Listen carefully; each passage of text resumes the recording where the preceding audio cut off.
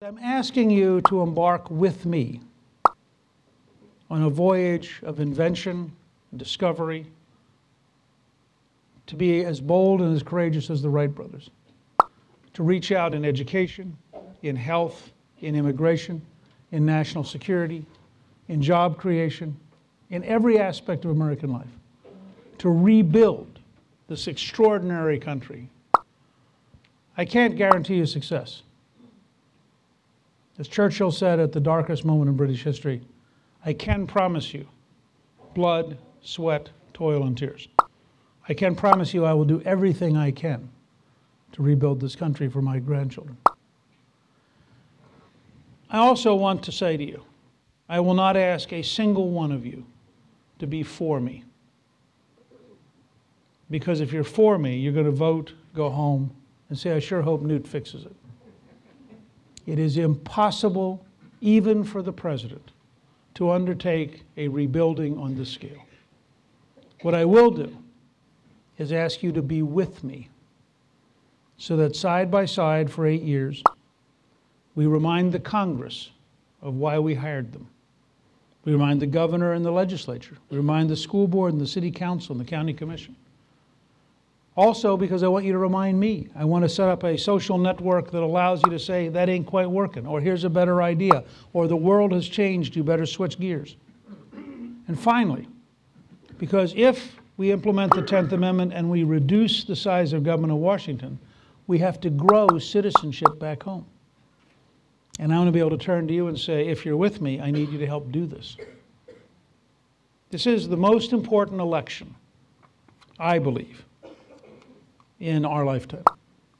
If Obama's reelected and he comes to believe that his radicalism was vindicated, despite the economy, despite the deficit, despite everything, I can't imagine what his second term would be like. So this is really a big deal.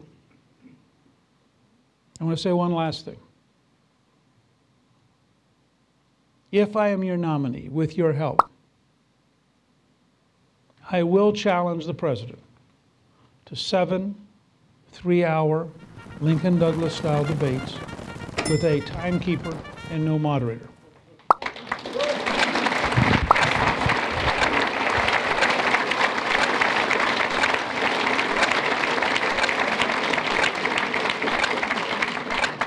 To be fair, I will agree that he can use a teleprompter. After all, if you had to defend Obamacare, wouldn't you want a teleprompter? Now, some of our friends think he won't agree. I think there are 3 reasons he will agree. First, he announced in February of 2007 in Springfield, quoting Lincoln. Second, just pure ego. How does a Columbia, Harvard Law graduate, editor of the Law Review, greatest orator in the Democratic Party, look in the mirror and say he's afraid to stay on the same platform with a West Georgia College professor?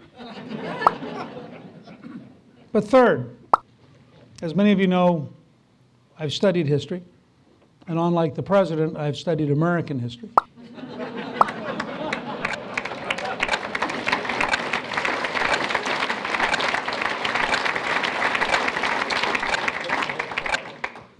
Abraham Lincoln, in 1858, had been out of office for 10 years. He only served 1 term in Congress, a number of terms in the state legislature, went back home, spent 10 years out of office. When he announces against the most famous senator in the United States and the presumed next president, he said, there are 105 days left. Let's debate every day. Douglas said, I don't think so. So for the next several weeks, everywhere Douglas went, Lincoln arrived the next day and rebutted Douglas. And after about 3 weeks, Douglas figured out the newspaper coverage was always Lincoln's rebuttal. And so Douglas said, all right, I'll agree to the debates. There were 9 congressional districts.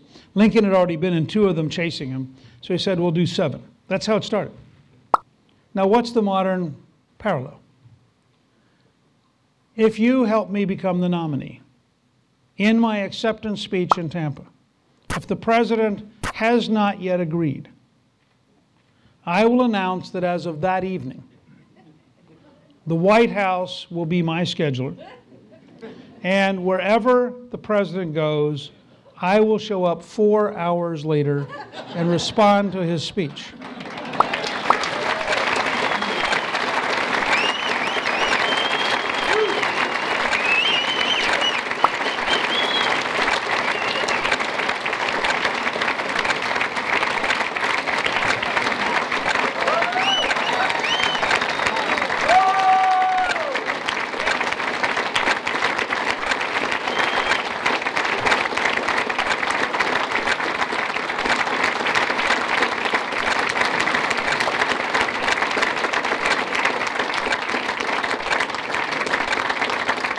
Just remember, with your help, we will rebuild the country we love, but only if we, the American people, are willing to do it.